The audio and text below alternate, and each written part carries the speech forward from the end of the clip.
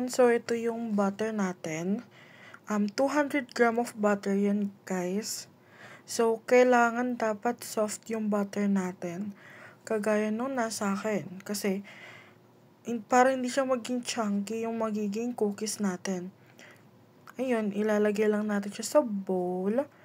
So, nag-use na ako dyan ng spoon para, ayun, talaga siya sa bowl. So, next is some brown sugar.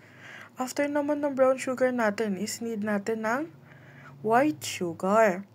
And then, after that is, i-mix lang natin siya para mag-combine yung mga ingredients natin.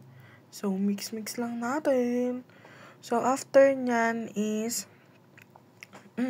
after natin siyang i-mix, lalagyan natin siya ng eggs, syempre. So, kailangan natin ng 2 eggs. So, after ng 2 eggs na yan, need natin siyang i-mix. Para ayun nga, mag-combine yung ingredients niya. And then, some vanilla extract. After naman ng vanilla extract is baking soda. And after naman ng baking soda is, syempre, need natin ng baking powder. After naman yan is all-purpose flour na. So, dito, need natin ng 3 cups of all-purpose flour. So, ayan, imimix lang natin. So, ayan guys, 1 pa lang yung nalalagay namin dyan.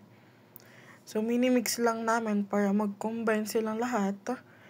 After that is, ito na yung kalabasan niya. Sa 3 cups of all-purpose flour.